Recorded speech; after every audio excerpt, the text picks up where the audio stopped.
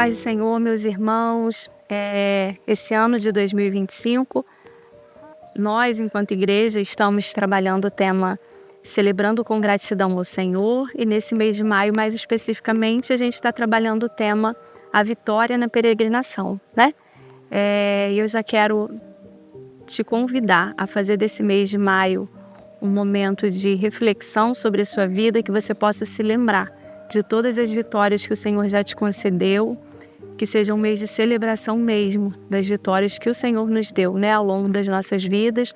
E a gente vê, ao longo da história da Bíblia, do Velho Testamento, o Senhor estabelecendo marcos, né, para que as pessoas não esquecessem desses momentos de vitória que o Senhor concede ao seu povo. Então, que nesse mês de maio você possa passar por esse momento de reflexão e que isso venha renovar sua fé e a certeza de que o mesmo Deus que sempre concedeu vitória ao seu povo vai trazer vitória também sobre a minha vida e sobre a sua. Amém? E hoje eu quero especificamente conversar com vocês sobre uma das vitórias do povo de Deus, bem conhecida, que foi quando o povo foi liberto da escravidão do Egito, né? O povo foi escravo e estava passando por um momento de muita opressão, de muito sofrimento. E o Senhor, através das 10 pragas, trouxe libertação a povo de Deus. E a partir de então eles saíram do Egito e passaram pelo deserto, né? Para celebrar o Senhor e para seguir rumo à terra prometida, que era a promessa do Senhor para o povo de Israel. E assim, logo depois que eles saíram do Egito, a gente vê que Faraó mudou de ideia e foi com seu exército atrás do povo de Deus. E aí eu quero me ater a esse momento da história onde o povo está de frente ao Mar Vermelho e eles caminharam enquanto puderam, né? Mas chegou de frente do Mar Vermelho e atrás vinha Faraó. E vamos combinar que não era uma situação fácil nem simples, né? Eles estavam a pé, o povo de Israel munido de instrumentos de guerra, de carros de guerra, com cavalos. E então eles tomam uma decisão. E aqui a gente já pode aprender uma lição com o povo de Israel. E o que eles fazem? Eles clamam ao Senhor, eles não desistem, eles permanecem enquanto, né, a parte que competia a eles estavam fazendo, que era correr, que era fugir. E eles clamam ao Senhor e obedecem à ordem de Deus. Então, que a gente possa aprender que nas perseguições, nos momentos de tribulação da nossa vida, que a gente não perca a nossa fé, que a gente possa lembrar das vitórias que o Senhor já nos deu e lembrar que o Senhor é conosco, que a gente possa clamar ao Senhor, porque é dele que vem a nossa vitória, que a gente não desista, mesmo quando o cenário não for favorável, e que a gente obedeça à ordem de Deus, porque a gente vê que através desses princípios o Senhor traz libertação para o seu povo. Então Moisés toca com seu cajado, seguindo a ordem do Senhor, né, no Mar Vermelho, e o mar se abre, e o povo passa, o povo segue, e quando o exército inimigo está no meio do mar, o mar se fecha, e o Senhor assim dá vitória ao povo de Israel, destruindo todo aquele exército, né? E nessa parte eu quero só fazer um comentário que a gente pode pensar, nossa, mas o povo de Israel então era um povo privilegiado, então Deus tem pessoas que Ele escolhe, né? E a verdade é que o Senhor ama, escolheu e chamou a todos nós, a todas as pessoas. Mas isso cabe a nós, ter essa resposta de decidir seguir pelo Senhor, porque nós temos essa escolha.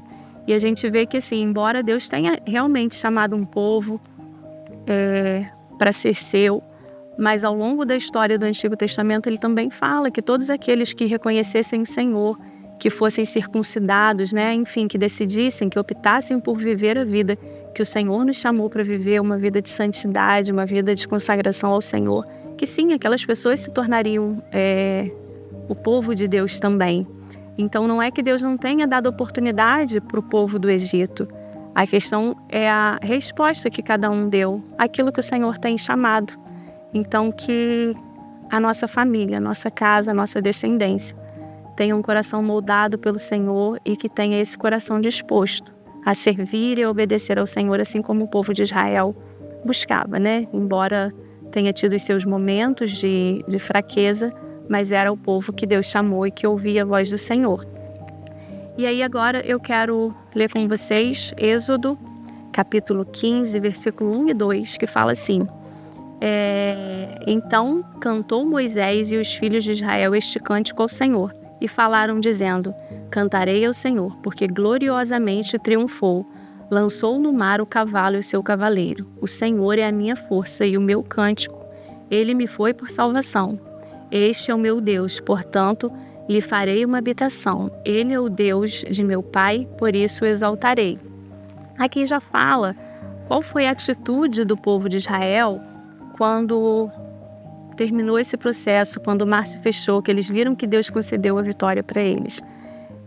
E a gente não pode esquecer que quando Deus nos concede a vitória, isso também requer de nós uma atitude. E qual vai ser a nossa atitude? A minha e a sua, diante das vitórias que o Senhor nos concede.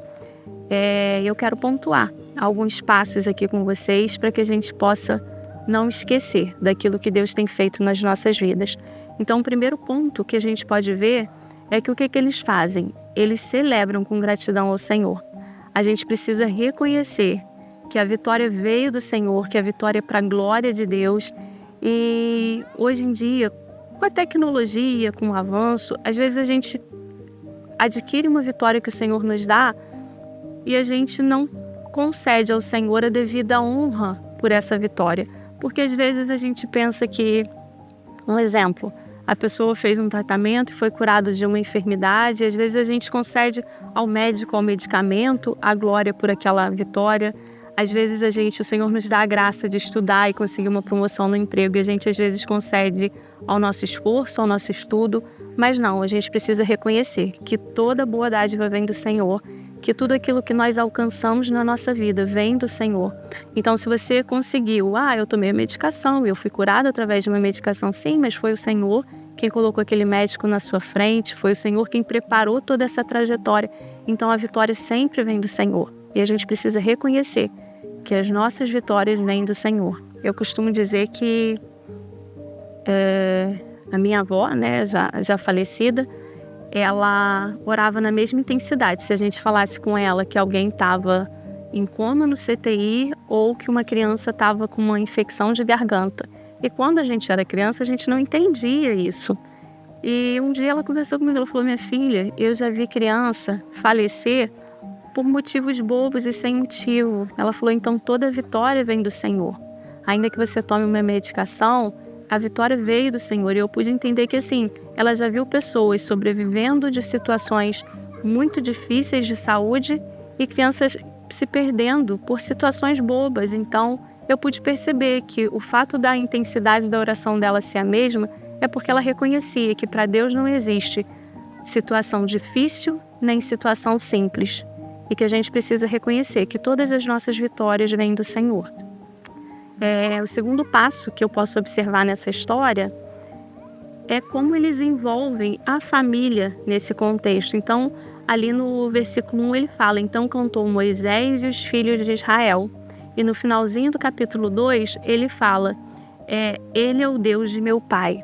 Então a gente precisa sim envolver toda a nossa família nos nossos contextos de luta e de vitória, porque os nossos filhos precisam perceber que nós temos um Deus que cuida das nossas vidas, que luta as nossas guerras, que nos dá a liberdade, que nos dá a provisão, que nos dá a cura, que nos dá a vitória. Para que quando esse momento de vitória vier, todos possam reconhecer que foi a mão do Senhor quem fez.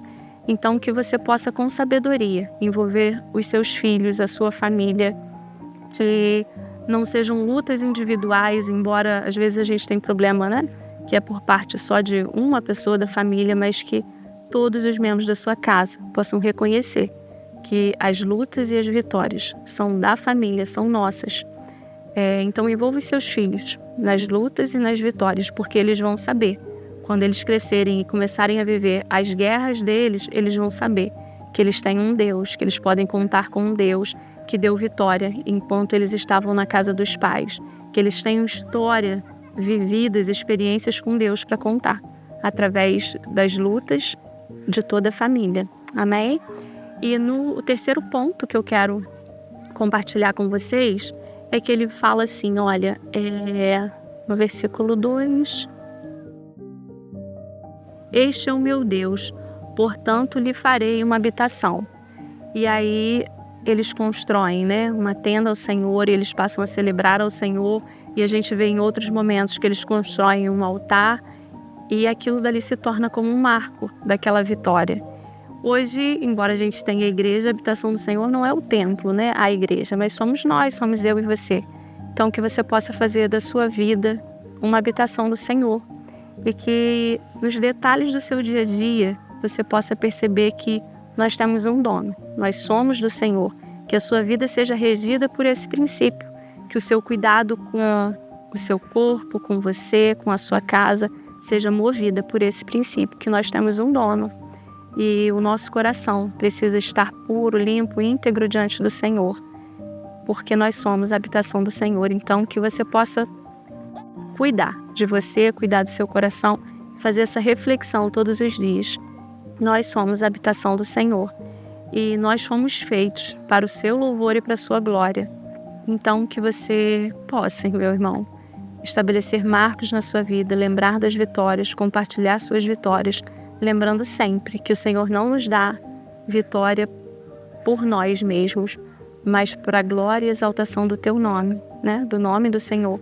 Então que você possa sempre celebrar as vitórias do Senhor, compartilhar, contar, mas lembrando sempre que a vitória vem dele e que é para a honra e glória do seu nome. Amém?